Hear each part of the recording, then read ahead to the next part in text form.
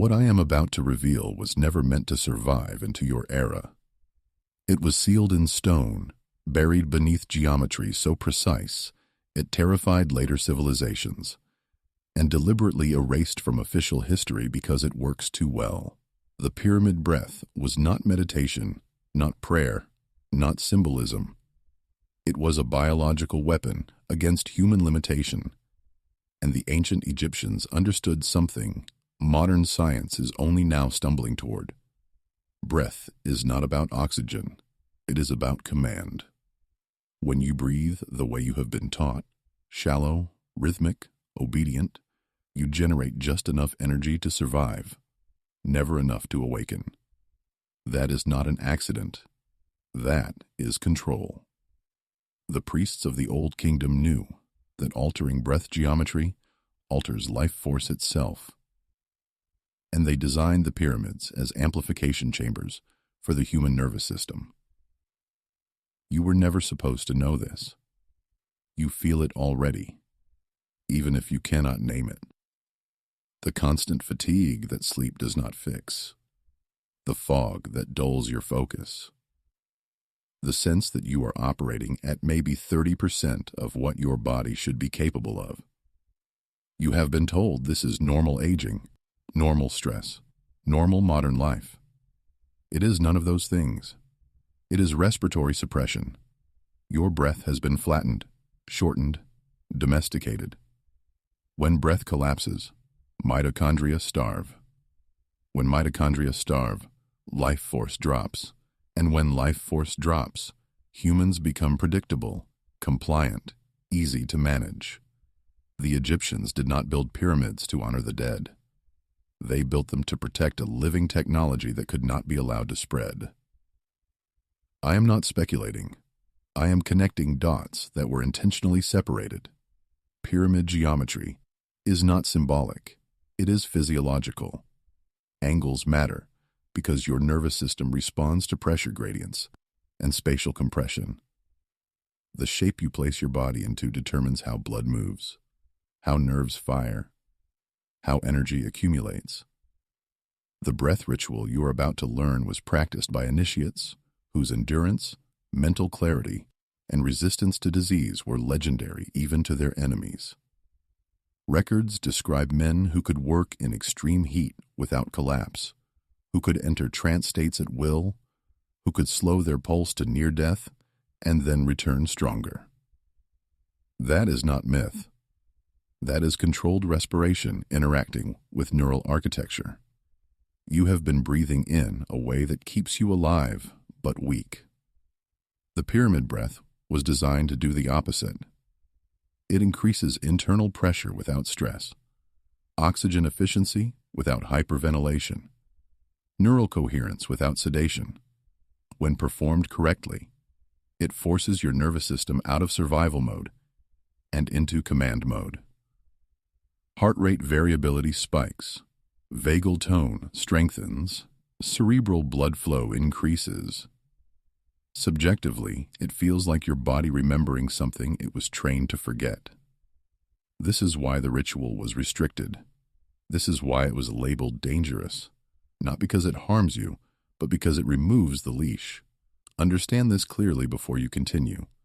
Once you alter how your breath organizes pressure inside your body, you cannot unknow it. This is not relaxation. This is reclamation.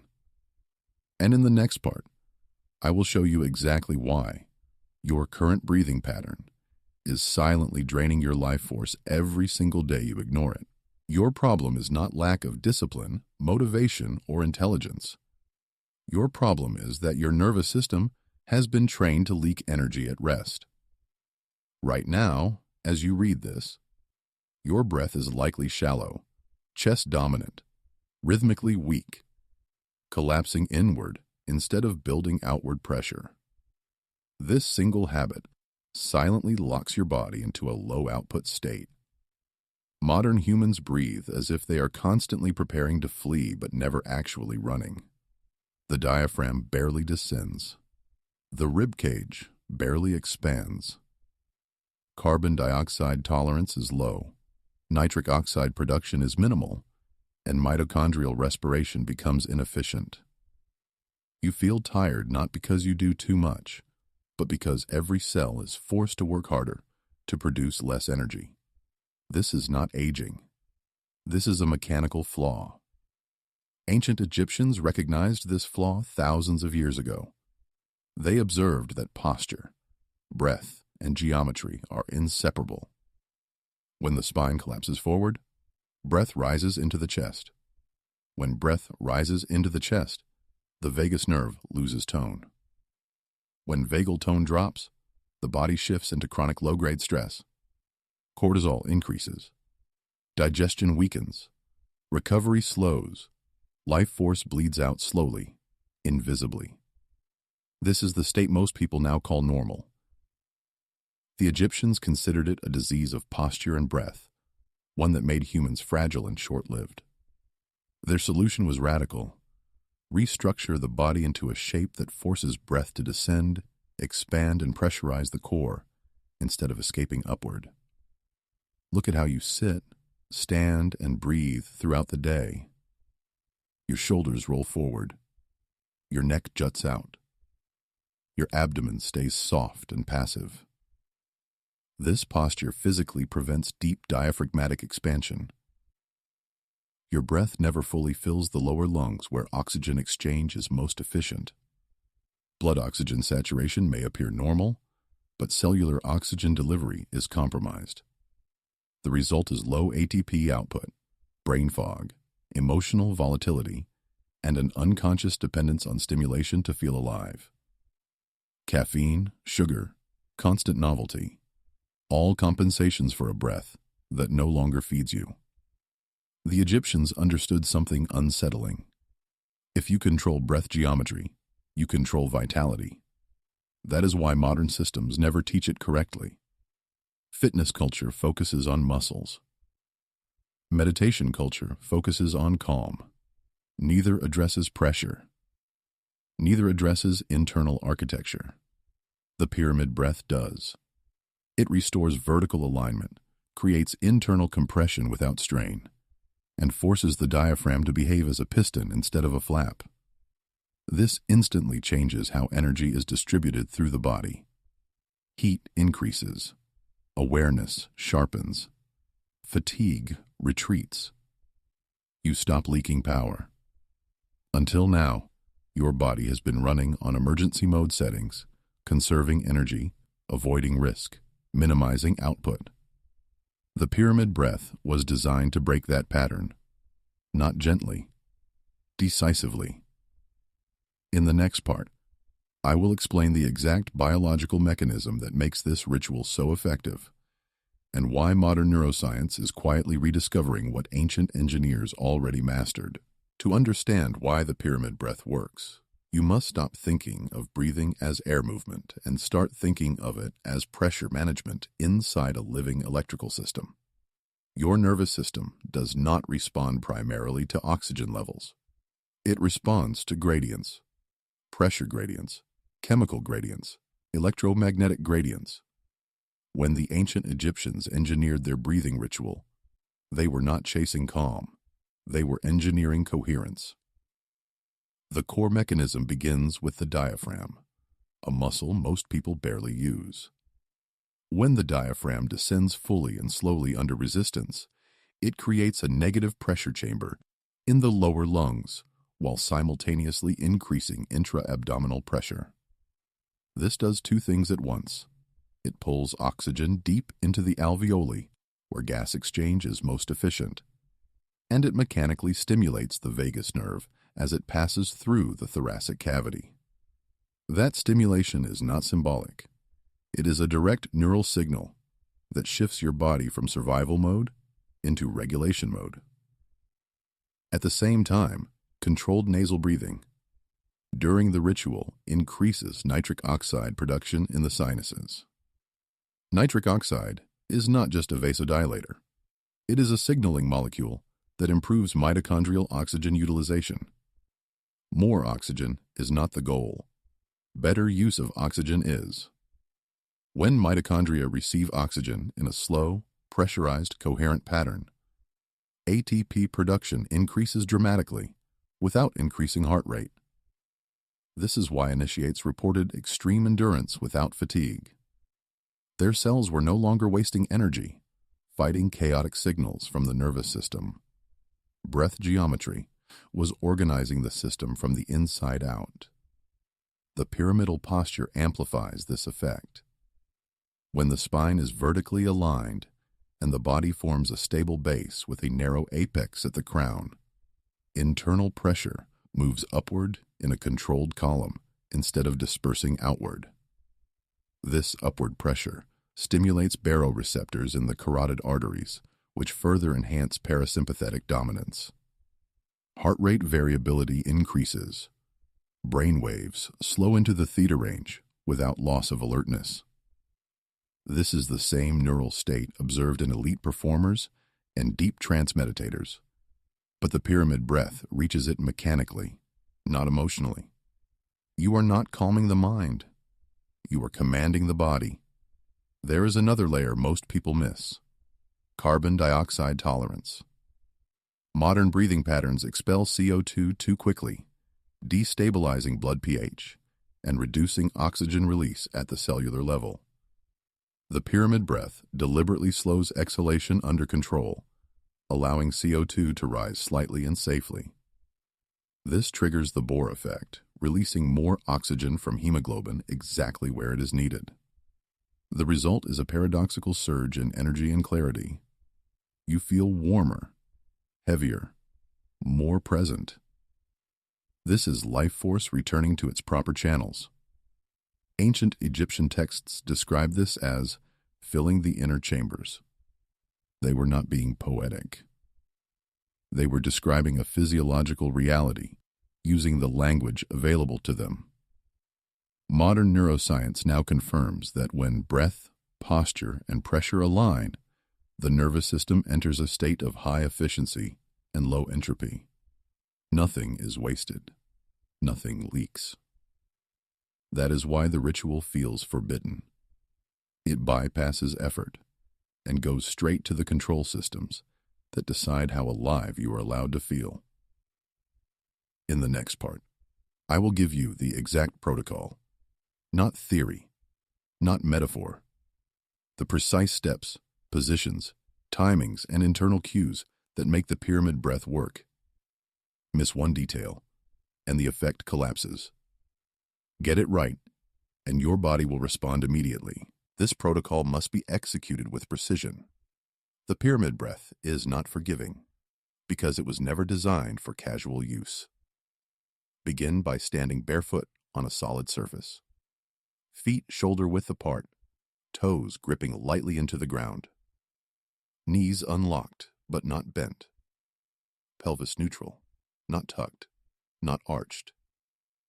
Imagine your body as a stable base rising upward. Slowly lengthen your spine, as if the crown of your head is being pulled toward the sky, but without tension. The chin lowers slightly, elongating the back of the neck. Shoulders drop and widen. If this alignment feels unfamiliar, that is because your nervous system is not used to being stacked correctly. Now place one hand just below the navel and the other on the lower ribs. Close your mouth. The tongue presses gently against the roof of the mouth, just behind the teeth. This seals the circuit. Inhale through the nose slowly, but not deeply at first. The breath must descend. You are not pulling air into the chest. You are allowing the diaphragm to move downward like a piston. As you inhale, feel the lower ribs expand outward and the abdomen gently press against your hand. The chest remains relatively still. This is critical. If the chest rises, you lose pressure, and the effect weakens. At the top of the inhale, pause briefly, 1 to 2 seconds only. This pause is not a hold. It is a compression moment. Feel the internal pressure building upward along the spine. Then exhale slowly through the nose, longer than the inhale. As you exhale, maintain abdominal engagement. Do not collapse. Imagine the air leaving in layers, not all at once. The exhale should feel controlled, dense, almost heavy. This controlled exhalation is what trains carbon dioxide tolerance and stabilizes neural firing. The ratio is simple, but exact. Inhale for 4 seconds. Pause for 2. Exhale for 6 to 8. Do not rush to the longer exhale until control is established. During the entire cycle, maintain vertical alignment. If your posture collapses, stop and reset. After 3 to 5 cycles, you will notice heat building in the core, a subtle pressure at the base of the skull, and a shift in perception. Sounds may sharpen. Vision may feel more anchored. This is the nervous system reorganizing in real time. After the initial cycles, introduce the pyramidal focus. As you inhale, imagine energy drawing upward, from the ground into the base of your spine. As you exhale, imagine that pressure narrowing and rising toward the crown, like air moving through a stone shaft. This mental component is not mystical. It directs attention, and attention amplifies neural signals. Without it, the effect is reduced. With it, coherence increases dramatically. Practice no more than 5 minutes in the beginning. More is not better. The system adapts quickly, and overstimulation can occur if you push. This breath is powerful because it works on command systems, not muscles. Respect that. In the final part, I will explain what changes to expect, how fast they happen, and I will give you a direct challenge that will determine whether you merely understand this ritual or actually reclaim the power it was designed to awaken.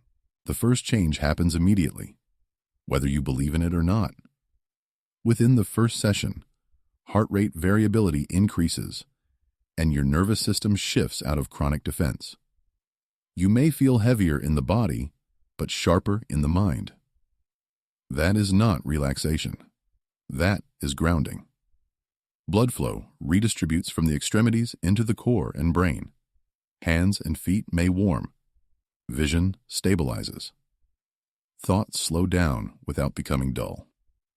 This is the baseline state your biology prefers but rarely reaches anymore. Most people mistake constant stimulation for aliveness. The pyramid breath exposes that illusion in minutes. Within 3 to 7 days of consistent practice, something more unsettling happens. Your energy no longer spikes and crashes the way it used to. You wake up with a steadier internal charge. Hunger signals normalize. Emotional reactivity drops, not because you are numb, but because the vagus nerve has reclaimed authority over stress reflexes. This is when people begin to notice that they need less caffeine, less noise, less distraction. The body stops begging for artificial stimulation because cellular respiration has become efficient again. Mitochondria respond quickly when the pressure environment is corrected. After 2 to 3 weeks, the changes become structural. Posture improves without conscious effort. Breathing depth increases even outside the ritual. CO2 tolerance rises, allowing oxygen to unload more effectively at the tissue level. Endurance increases without training harder. Mental clarity becomes the default state instead of a temporary peak. At this stage, many people experience an unfamiliar sensation: internal silence paired with high alertness. This is the theta-dominant coherent state the Egyptians cultivated deliberately. It is rare today because it cannot be achieved through effort or thought alone. Only breath geometry opens the door. Longer term, practiced correctly, the pyramid breath changes how your body allocates energy. Immune function strengthens. Recovery accelerates. Stress hormones drop, while anabolic signals increase. This is what ancient texts referred to as greater life force. Not mystical energy, but biological surplus. When the body is no longer wasting fuel fighting incoherence, That surplus becomes available for repair, perception, and presence. This is why the ritual was restricted. A person with surplus is difficult to exhaust, difficult to manipulate, difficult to frighten. Now the challenge. Do not collect this knowledge. Do not admire it. Use it. 5 minutes a day, every day, for 14 days. No music, no phone, no multitasking. Stand, align, breathe, command. If you skip days, you reset the adaptation curve. If you rush, you dilute the effect. If you commit, your body will respond faster than you expect, because it has been waiting for correct instructions. This is the line. Most people will read this and return to shallow breathing and slow decay. A few will practice and feel something shift that cannot be unseen. The Egyptians built pyramids to preserve this technology. You do not need stone. You need precision. Decide accordingly.